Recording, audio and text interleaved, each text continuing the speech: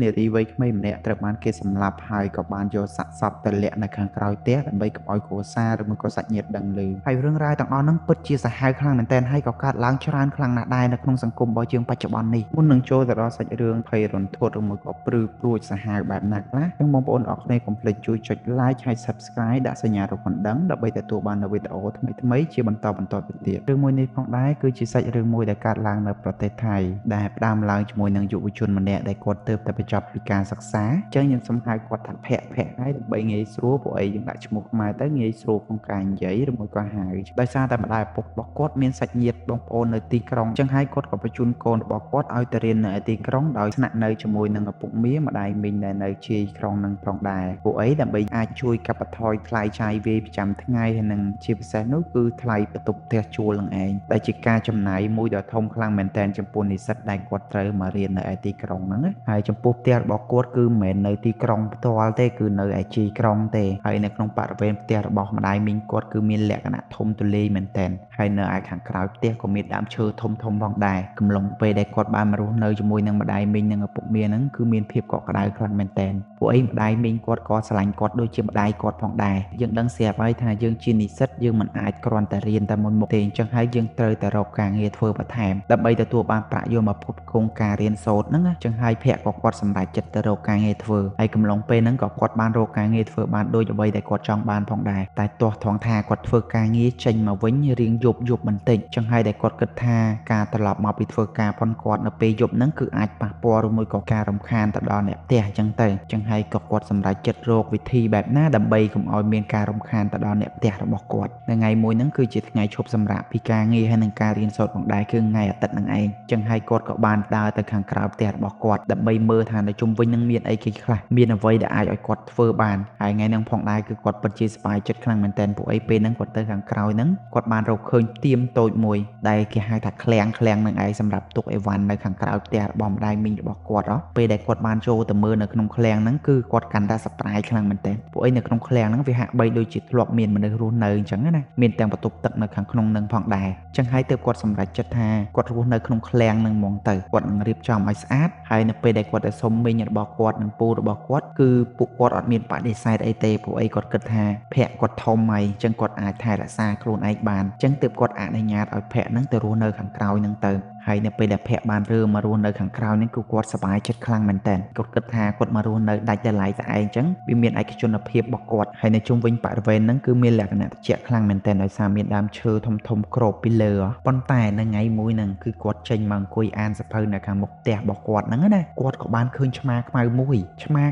ួយហ្នឹងវាទើនៅលើលបងអញ្ចឹងនៅត្រង់នេះខ្ញុំសូមបញ្ជាក់បន្តិចផ្ទះម្ដាយមីងរបស់គាត់ហ្នឹងណាមានឃ្លាំងនៅខាងក្រោយហ្នឹងហើយបន្ទាប់ពីឃ្លាំងហ្នឹងគឺមានរបងមួយព័ទ្ធជុំវិញផ្ទះរបស់ម្ដាយមីងគាត់ប៉ុន្តែរំលងពីរបងនឹងទៅខាងក្រោយនឹងទៀតគឺមានផ្ទះធំមួយផ្ទះចាស់ណាអាចថាផ្ទះបុរាណហើយដែលគេទុកនៅហ្នឹងបើតាមម្ដាយមីងរបស់គាត់បញ្ជាក់គឺផ្ទះហ្នឹងពី2ឆ្នាំមុនគឺមានគេរស់នៅប៉ុន្តែឥឡូវអត់ដឹងថាមានគេនៅឬក៏អត់ទេប៉ុន្តែកំឡុងពេលដែលគាត់ឡើងទៅលើកឆ្មានឹងដាក់ចុះមកក្រោមណាបន្ទាប់ពីគាត់លើកឆ្មានឹងដាក់ចុះមកក្រោមហើយក៏មានតាចាស់ម្នាក់ដែលគាត់ស្លៀកពាក់ឈុតស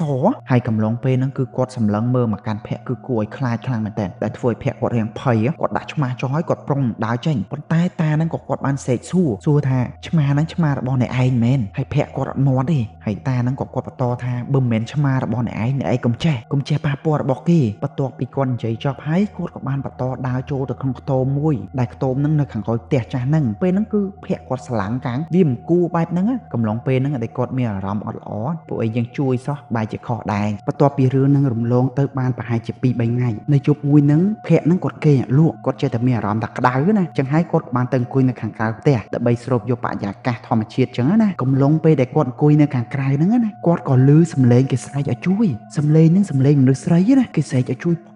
យផងចឹងទៅចឹងពេលហ្នឹងគាត់ក៏អត់ដឹងថាសំឡេងហ្នឹងមកពីណាគាត់ក៏ប្រឹងតាមស្ដាប់មើលថាសំឡេងហ្នឹងវាចេញមកពីណាពេលដែលគាត់ព្យាយាមស្ដាប់យូរទៅទើបគាត់ដឹងថាសំឡេងហ្នឹងវាចេញមកពីរបងមួយចំហៀងទៀតចឹងហើយគាត់ក៏បានឡើងទៅលើរបងហ្នឹងដើម្បីមើលថាតើនៅមួយចំហៀងទៀតហ្នឹងគេធ្វើអីបានជាមានគេស្រែកឲ្យជ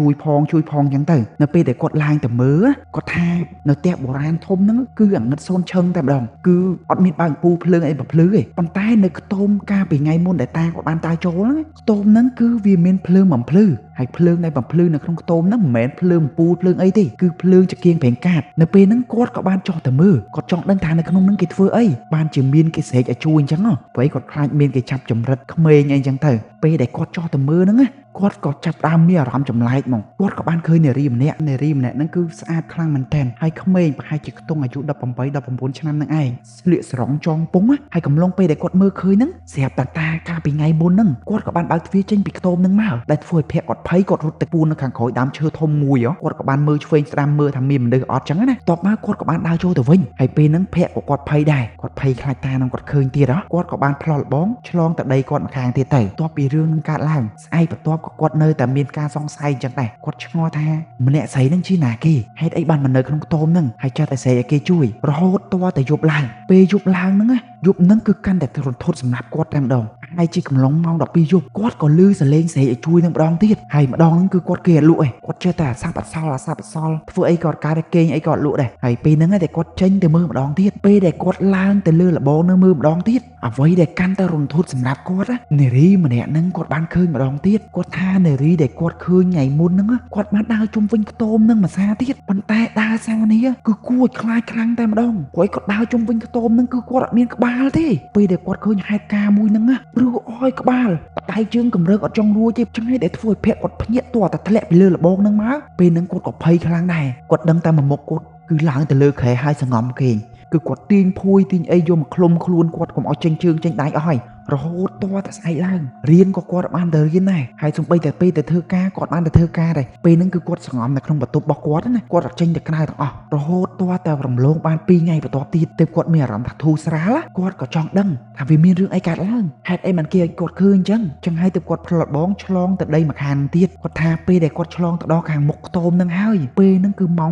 9យប់គាត់ទៅទាំងយប់ទៀតខ្ញុំឆ្ងល់គាត់ដែរហេតុអីគាត់មិនទៅពេលថ្ងៃគាត់ទៅពេលយប់ដើម្បីឲ្យតានឹងគាត់សម្រាប់លក់បើសិនជាគាត់ទៅពេលថ្ងៃច្បាស់ជាតានឹងឃើញគាត់ទៀតចឹងគាត់នឹងទៅពេលយប់នៅពេលដែលគាត់ទៅពេលយប់ហ្នឹងគាត់ថាពេលដែលគាត់បើកទ្វារខ្ទមហ្នឹងឡើងអ្វីដែលរំធត់សម្រាប់គាត់គឺក្តាមមកឈូនៅកណ្ដាលខ្ទមហ្នឹងតែម្ដងពេលហ្នឹងគឺគាត់ភ័យខ្លាំងមែនទែនប៉ុន្តែហេតុតែគាត់ចង់ដឹងថានៅក្នុងហ្នឹងមានអីហើយពេលហ្នឹងគាត់បានលោបចូលទៅបន្តិច